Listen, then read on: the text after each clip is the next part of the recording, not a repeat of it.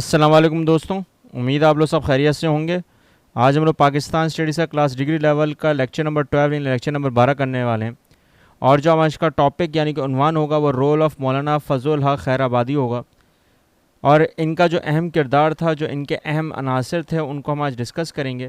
لیکن ان چیزوں کو ڈسکس کرنے سے پہلے ہم یہ چیک کریں گے کہ ہم نے اپنے پریویس لیکچر میں کیا پڑھا۔ ہم نے اپنے پریویس لیکچر میں جو ڈسکشن کی تھی وہ رول آف حاجی شریعت اللہ یعنی کہ فرازی موومنٹ یا فرضی موومنٹ کو ہم نے ایکسپلین کیا تھا کہ تحریک فرازی ہے کیا، اور اس کو ہم نے ڈیپ ایکسپلینیشن میں بات کی تھی، کیونکہ ہم نے یہ 9th میں بھی تھوڑا بہت پڑھا ہوتا ہے۔ تو اس گریجویشن لیول میں آ کر آپ کو ذرا تھوڑی ڈیپ نالج ہونی چاہیے، تو ہم نے اس میں اس کو ڈسکس کیا تھا۔ اگر آپ نے یہ لیکچر نہیں دیکھا ہے تو اس لیکچر کے دیکھنے کے بعد اگر آپ کو کوئی چیز سمجھ میں نہ آئے تو ہمارے ساتھ ضرور شیئر کریں۔ آج کا ٹاپک تھوڑا انٹرسٹنگ ٹاپک ہے، تو کوشش کریں اس کو شروع سے آخر تک دیکھیں، کیونکہ مولانا فضل الحق کا جو خیر آبادی تھے ان کا سب سے اہم کردار تھا، اور ان میں جو کاز تھی، ان کی جو سیکریفائس تھی، جو کی قربانیاں تھیں مسلمانوں کے لیے، وہ ہم لوگ آج ڈسکس کریں گے۔ تو مولانا خیر آبادی جو ہیں، مولانا فضل الحق خیر آبادی، وہ 1797 میں پیدا ہوئے، اور ان کے فادر کا نام مولانا فضل امام خیر آبادی تھا۔ یہ رینوڈ اسکالر تھے اپنے وقت کے، ٹھیک ہے، بہت بڑے عالم دین تھے، جنہوں نے شاہ عبدالعزیز سے بہت زیادہ تعلیمات حاصل کی ہوئی تھیں۔ شاہ عبدالعزیز اگین شاہ ولی اللہ کے بیٹے ہیں بڑے، اور انہی کے حساب سے اگر دیکھا جائے تو لرننگ آف قرآن، یعنی کہ قرآن سیکھنے کا عمل جو پورا آیا ہے وہ انہی کے تصول سے آیا تھا۔ اور اگر آپ نے نوٹ کرا ہو کہ ان کا جو دل تھا، بہت ہی زیادہ کم عرصے میں یعنی کہ 4 مہینے اور 10 دن میں ہی انہوں نے قرآن کے اوپر بڑا عبور حاصل کر لیا تھا۔ اور ان کی جو مزید تعلیمات تھیں، جو ان کو علم انہوں نے حاصل کیا، وہ اپنے فادر یعنی کہ اپنے ابا سے حاصل کیا تھا۔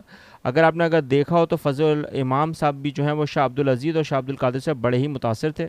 اور جب مولانا فضل الحق نے اپنی جو موجودہ تعلیم تھی ان کے حساب سے اگر دیکھا ہو 13 سال کی عمر میں ہی انہوں نے باقاعدہ پوری قرآنک اور سب سے زیادہ اہم جو اسلامک برانچز تھیں اس کے حساب سے انہوں نے تعلیم حاصل کر لی تھی، اور پھر انہوں نے پڑھانا بھی شروع کر دیا اسی عمر میں مدرسے میں، اور 50 سال تک یہ پڑھاتے رہے، یعنی کہ 1809 سے لے کے 1858 تک، یعنی کہ 1858 تک، یعنی کہ جنگ آزادی کے بعد تک انہوں نے پڑھایا، اور مذہبی تعلیمات میں ہزاروں لوگوں کو یہاں سے جو متاثر ہوئے ان کو نکال کر باقاعدہ لوگوں تک ان کے اعمال اور ان کے احکامات کو پہنچایا۔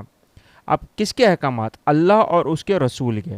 اور اسی دوران انہوں نے بہت اچھے دوست جو ان کے ہمراہ تھے ان کی مدد سے اسلام کی جو ضروریاتیں تھیں وہ آگے بڑھائیں۔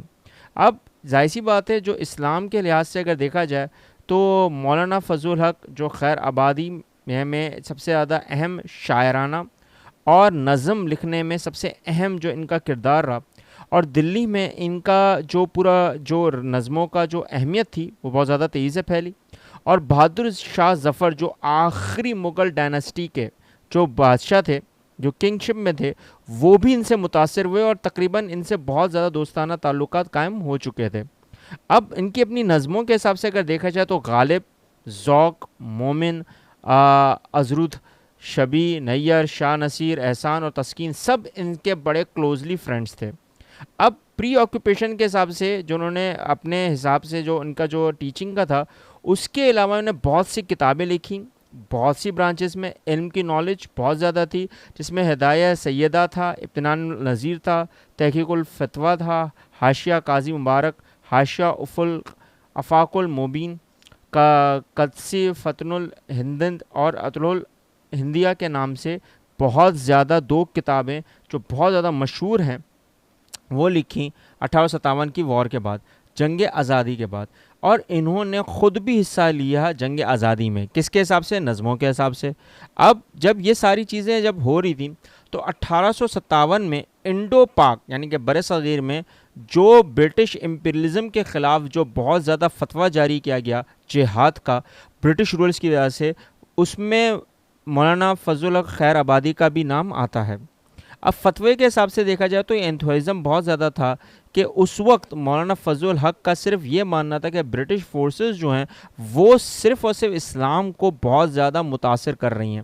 اب متاثر کا مطلب ہے اثرات، یہاں پہ اثرات کا اتنا زیادہ بولتے ہیں نا بیٹا کہ ان کے جو رائٹس تھے، جو ان کے احکامات تھے، جو ان کے آرڈرز تھے، وہ سارے کے سارے پامال یعنی کہ ختم کیے جا رہے ہیں.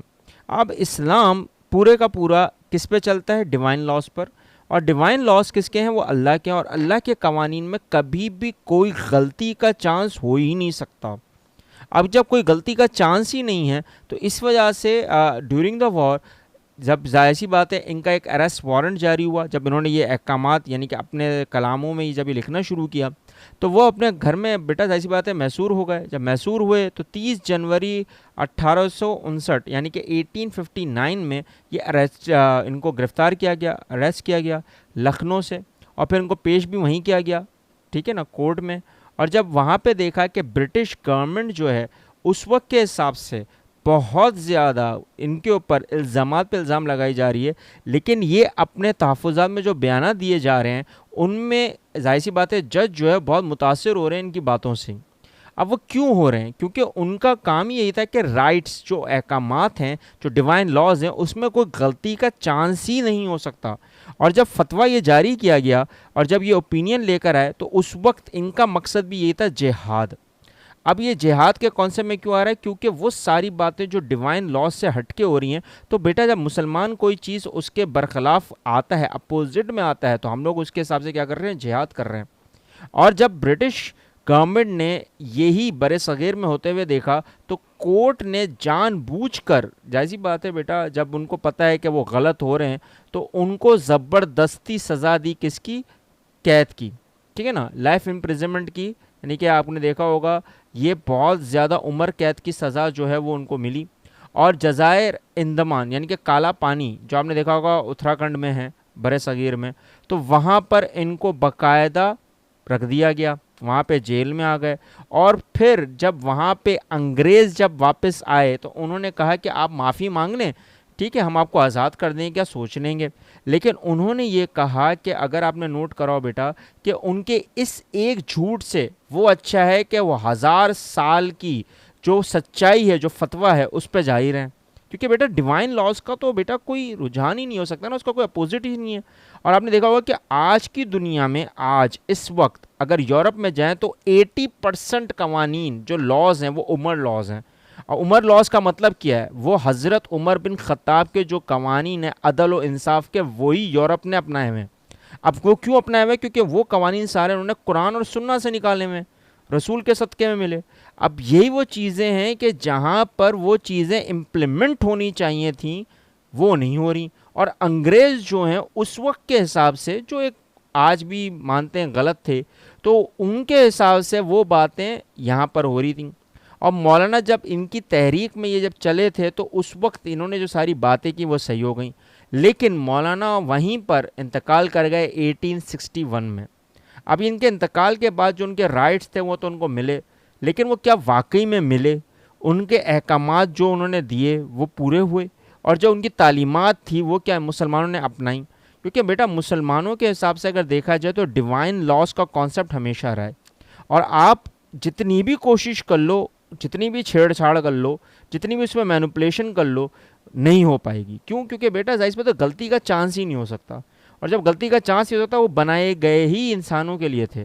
اور جب انسانوں کے لیے بنائے گئے تو اٹ مینس وہ سب کے لیے بنائے گئے، وہ صرف مسلمانوں کے لیے نہیں تھے، وہ سب کے لیے تھے. اور آج اگر اس کو لاگو کروا دی جائے دنیا میں، پوری دنیا میں، تو بیٹا یاد رکھنا ہے کہ عدل و انصاف کا جو نفاذ ہے نا، اس میں کوئی خرابی کا چانس ہی نہیں ہو سکتا. یہ ایک بات تھی. اگر آپ کو کوئی چیز سمجھ میں نہیں آئی ہو تو ہمارے ساتھ ضرور شیئر کریں، کامنٹ کرو. آپ کو کوئی چیز کا پتہ ہو یا آپ کو علم ہو تو ہمارے ساتھ ضرور شیئر کریں، کامنٹ کریں. اس چینل کو سبسکرائب کر کے ان بچوں، ان لوگوں تک پہنچائیں جو علم ہے، جو نہیں جانتے. ملتے ہیں نیکسٹ لیکچر میں. اللہ حافظ.